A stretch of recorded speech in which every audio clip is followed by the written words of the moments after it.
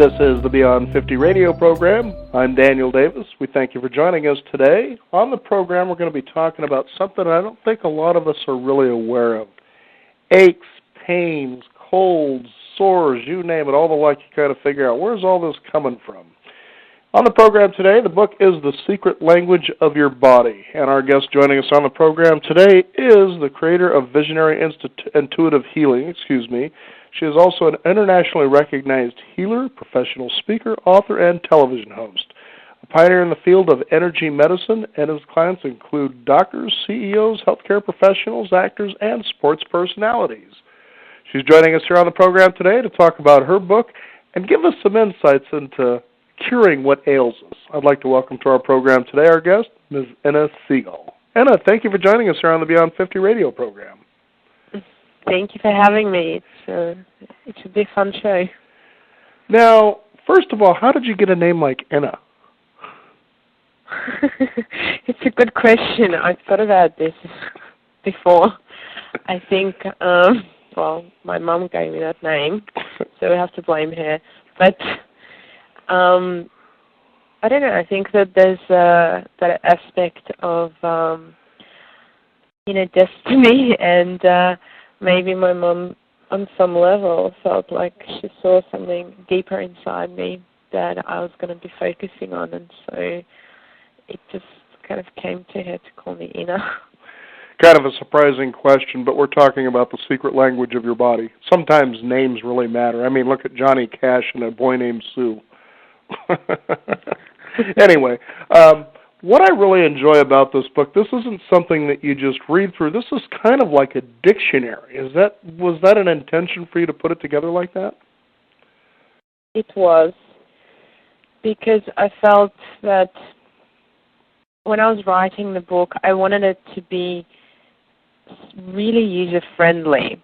And so I felt like if we can, have, whether it's an ailment, a physical challenge, or even feeling fine and wanting to experience more well-being, and we would, want to find whether it was a body part, a color, or a system of the body, or an ailment to look at and to start dealing with, it would be something that's really easy. You just have to kind of look at it in the alphabetical order, and you'd find that, so that, that it was really easy to use.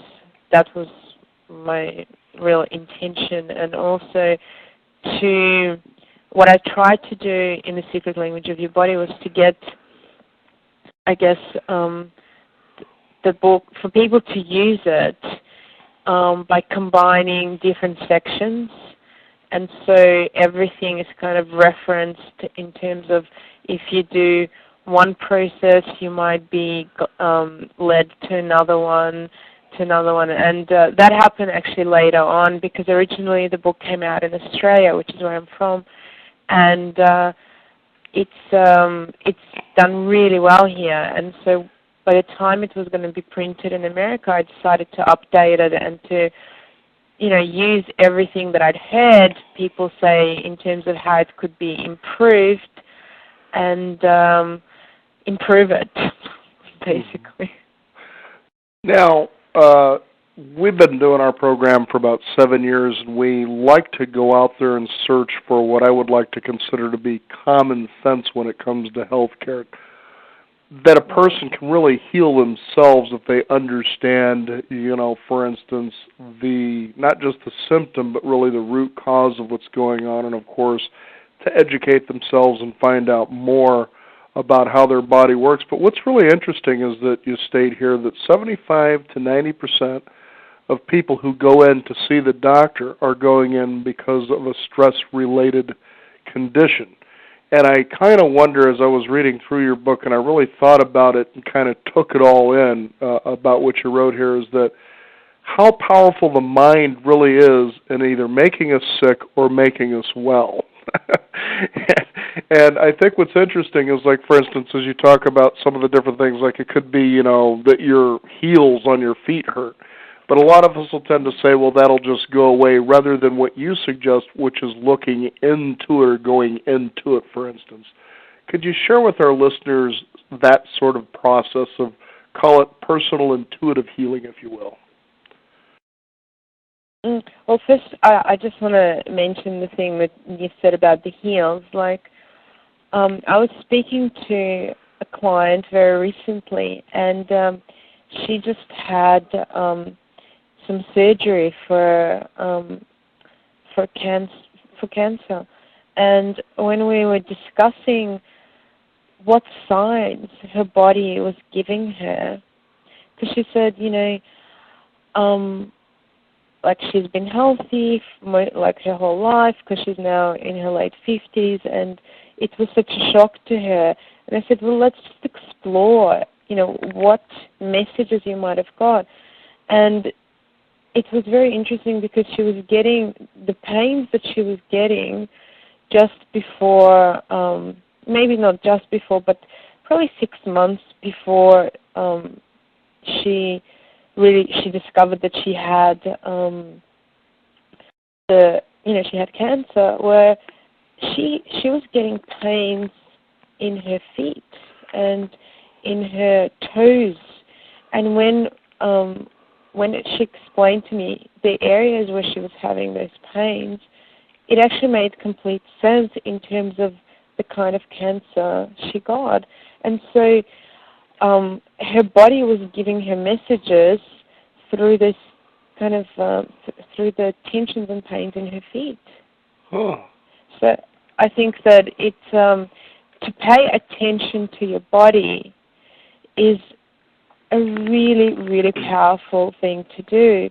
And sometimes that just being aware of something makes it let go and release, and other times it's a very persistent process of exploration, and it's like we might get one little piece of something that is going on, and maybe that relates to something that happened 5 years ago in your life, and then something, maybe in a couple of months you'll get another piece of the puzzle about, you were talking about the mind, about an idea or point of view that you have, and I guess a vow that you made or some decision that you made in your life about something that is actually making you feel sick or limited, or it might relate back to when you were a child or even a baby.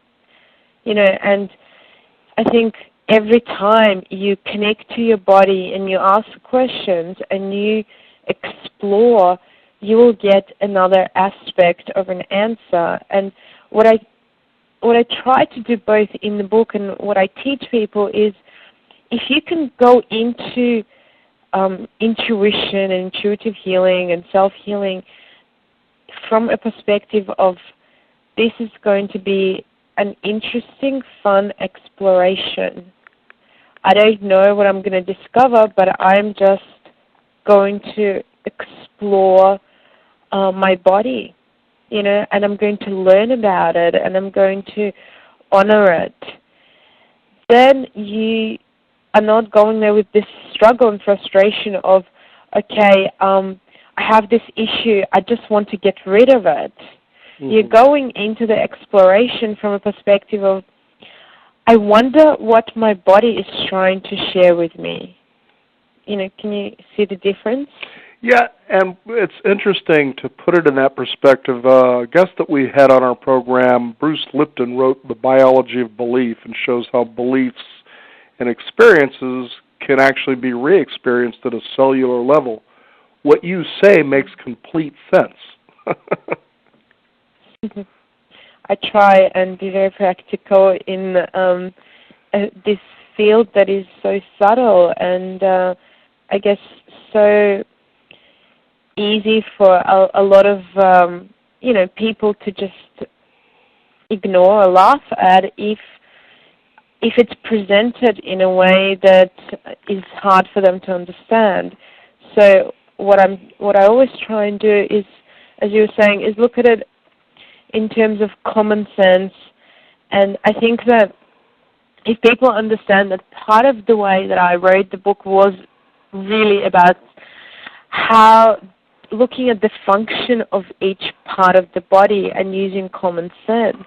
Mm-hmm. You know, and I always say that unless it makes common sense, I'm nervous about it or skeptical at times, because I think that everything should make sense in some way or another. And so if you really look at every part of the body, like let's say if we look at a system of the body, if we look at the nervous system, which I think is one of the key systems in the body to work on whether you are really healthy or unhealthy, because this is the system that sends out messages.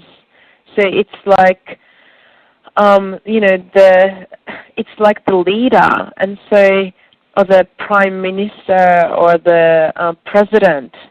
So if the president is giving the wrong messages, then everything in the body is going to be working, I guess, wrongly.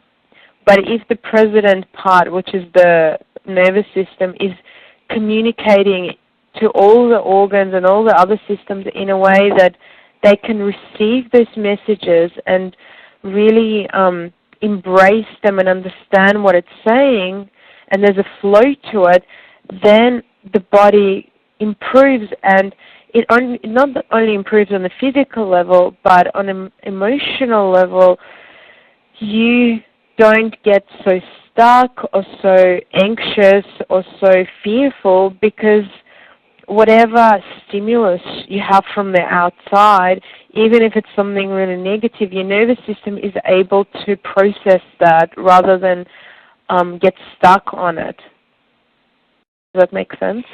It makes a lot of sense, and I think, as you have a statistic, 70 to 90% of the people who go see a doctor, really wouldn't have to go if they knew how to manage and release their stress, so to speak, or, in other words, how to feel what you're feeling and kind of move through that, so to speak, right? Yeah, and also it's, in terms of feelings, one of the things that I've discussed a lot with people is the recognition that the feeling is just a sensation that your body is experiencing at that moment. And although that feeling can give you quite a bit of information, if you start to associate yourself with that feeling, you end up losing a lot of the wisdom that it has for you, because feelings are there, I guess, in the most healthiest form as waves, that should go through your body to give you, whether it's releasing and letting go of something, whether it's to express something, but they shouldn't be, people shouldn't get stuck on them and associate themselves with those feelings, because then what happens is, let's say somebody has a feeling of fear, and it's like, and they can just recognize it and go, okay, right now, I'm going through this feeling of fear, but that's not who I am. Mm-hmm. So I'm not actually going to make decisions or important decisions about my life while that feeling is there, because this is not the best or ideal time to make those decisions. Let me just recognize that it's just a temporary experience, let it go, and then see how I feel about something that's going on. Because what I have found is that so many people are basing a lot of their life decisions and also decisions in terms of their health on fear, rather than real understanding and real exploration of what's going on both in their lives and on the level of their health. Yeah, it's amazing, and is that you touched on a real key thing about fear and how we can tend to make decisions based on something that isn't really real, so to speak, even though we believe or think it is. That reality tends to be kinder than we think it is, And I think it's fascinating, because as I was reading in your book, The Secret Language of Your Body, one of the key things I thought of, which would be a great exercise for people, and I believe in a subtle way you actually suggest this, is think about as you get up in your day and think about all the judgments that you make. Just think about them and kind of explore them. You'd realize that maybe some of your ailments come by the way you certainly judge or what triggers you to judge things the way that you do. Do you find that to be kind of common with people? Definitely. I think that so many people are brought up on limitation, judgment, fear, stuckness, and pointing their finger and blaming someone else, or self-criticism. In fact, a lot of autoimmune diseases are connected to attack and a lot of self-criticism. Which makes sense again. So the immune system is attacking itself, and it's attacking itself because people are, have been in either an environment where they've been taught to constantly judge and criticize themselves, or they're in an environment where somebody else is doing it to them in a very strong way, where they don't feel like they have any self-protection. And so I really encourage people to look at where their point of view is. And so what you would find in pretty much all of the processes that I write about in the book, in The Secret Language of Your Body, that point of view is such an important aspect to let go of. And so the exercise I'm referring to would start something like divine healing intelligence, because I believe we have this intelligence and we should be using it on a high level. Please help me to, let's say, release feelings of anxiety, fear, and so on. And what I'm really trying to get people to do is not just change their mind, but change the whole, reprogram the whole body and their nervous system. And by saying, okay, now I'm going to feel and acknowledge these feelings or these thoughts, but I'm going to let them go. And then what I'll say is something like, and I'd like to let go of all points of view in relationship to this problem. And the reason for it is because we have no idea what the best point of view is. And so it's so easy to get stuck on one and to think this is the best one. And I give an example for people. Let's say, your child or somebody or you decide that you want to get married and you want to marry somebody that you fell in love with, but they don't fit into the religion that, let's say, your parents felt was the best religion, but you're in love with that person and they're meant to be, you feel like you're meant to be with them. So your parents' point of view will be, this is the worst thing that could happen to my child. And your point of view would be, this is the best thing that happened to me in my life. Mm-hmm. And so what I say to people is, in terms of your health, you don't know what the best point of view is, especially when you're stuck. So you just want to kind of let it go and be open, to opportunities and possibilities. And sometimes people go, okay, let's say there is a person and they go, I will not go and have surgery, and they think that's a great point of view, and maybe they'll have support from the healers that they know. But what would be the best thing for them in that particular case would be to have surgery. And if they are stuck on the point of view not to, then, they could have a lot of problems.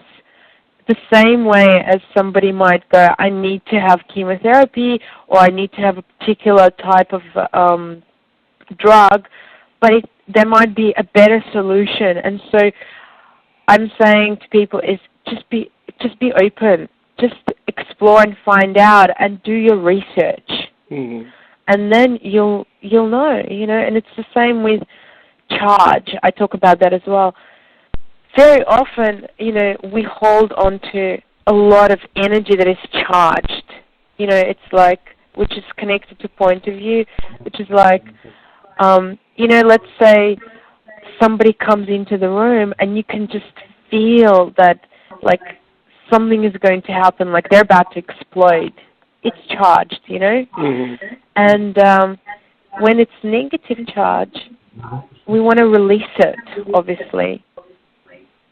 But even when it's positive charge, it can create a lot of problems, because if you're really excited about something and you think, let's say, somebody can save you or something is the answer, and you can put, I guess, all your eggs into one basket, then again, you can really, Hello. you can get very depressed when it doesn't happen.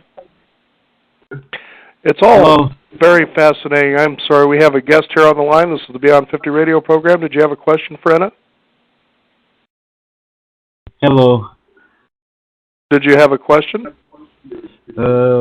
Why she must go to surgery? Now, is there somebody specific that you know about that's going to surgery? Is that what the question is?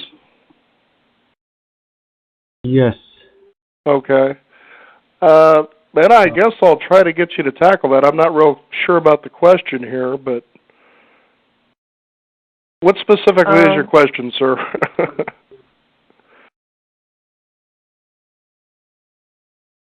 I'm interested.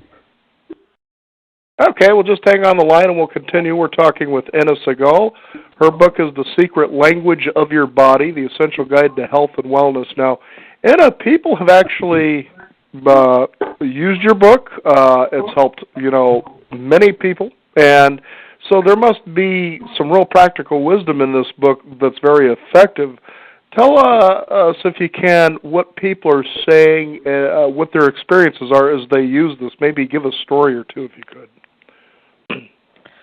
Okay, well, interestingly, I just had an email from somebody talking about the fact that she has had a lot of problems with her breasts, and she said that the first time she used the book, she really, she just couldn't stop crying because she was and working on her breasts, because she was holding on to so much pain in relationship to her body and what was going on. It was like finally she was able to have this release, and she said that she felt completely different, and it was like whatever was going on inside her body was finally able to let go of. But I've had a lot of feedback about back pain. In fact, when I was in America about 3 or 4 months ago,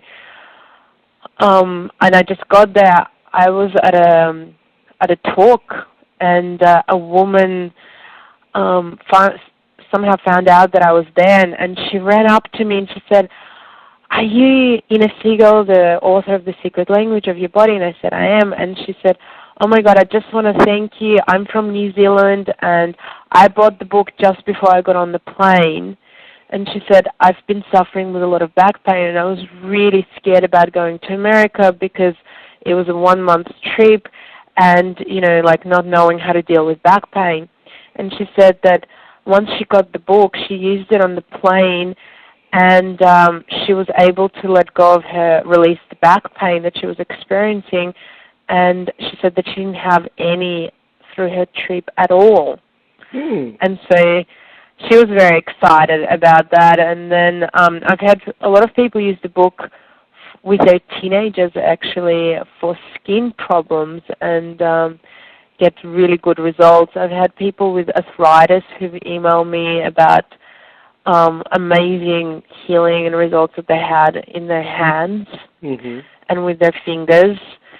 A lot of people with lung problems and colds and asthma and just really, headaches, a real variety. And then, I've had people who've emailed me talking about how they've been able to sleep better, or they were able to work on their cysts, or they were going through cancer and they were using a lot of the processes to help them from the book. And and I also have audio programs, one that goes with the book that people can actually download for free once they get the book, and many others where people said that doing those audio programs in combination with the book saved their lives and made them, really change their health and move forward. So I've had feedback probably from, thousands of people in terms of different conditions that they've dealt with, and, and also people who use the book to become well, who aren't sick, but who are, doing exercises on their heart, for their heart, to open their heart and to feel more love and joy, and, and who are using exercises for emotions to just deal with stress and fear and anxiety that they might be going through, or overwhelm, which I'm sure lots of people are familiar with. Mm-hmm. Well, you think about this day and age and all the advertising and marketing and the television and the movies, which you hear on the radio and which you see out on the billboards. I mean, we're just being bombarded by messages. And what's fascinating is that, over the years you consider the layers that people absorb these messages. And I know one of the big things, as I brought up earlier, was judgment. And you think of some of those things like envy, for instance, or, failure, that you haven't measured up to a particular standard, whether it's real or not.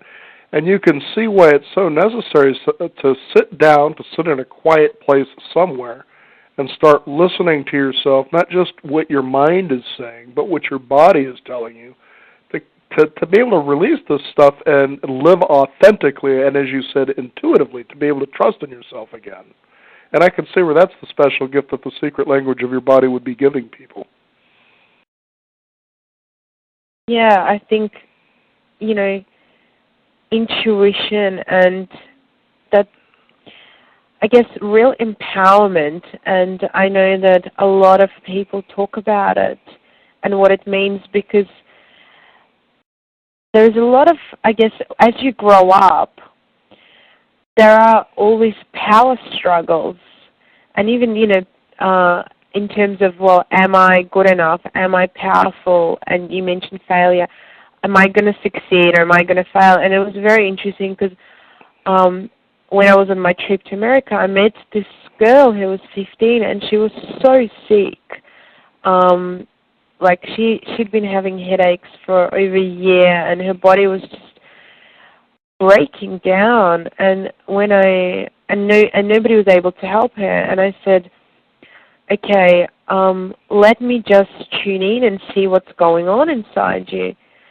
And it was incredible. It was like she was so driven to succeed that she was actually pushing her body past any limits that her body had. And so it was like, if I succeed, if I don't succeed, I'm gonna die. It was literally that belief that she had. And I said to her, you're 15. You need to be 15, not 30. You're aging yourself too fast. I know. I said to her, you need to have fun, and I don't know what's going on, because I only had literally 3 minutes to do this in your life, but you need to just relax. You need to be a kid, you're a teenager. You need to stop trying so hard and just let go. And she started crying, and I had her family around her, and within a few minutes, she wasn't healed, I'm going to say, because there was, I found out later, there was a lot of abuse going on in her family that I didn't have time to go into at that point. But something inside her changed in that moment. And she said her pain diminished the first time in something like 9 months, and she was trying all sorts of medications as well. Fascinating. The book is The Secret Language of Your Body, and our guest today, Inna Segal. Is there a website people can find out more about your book? Yes, the website is innasegal.com, so INNASEGAL.com. Inna Segal, thank you for joining us here on the Beyond 50 radio program. It was a pleasure. Thank you for having me.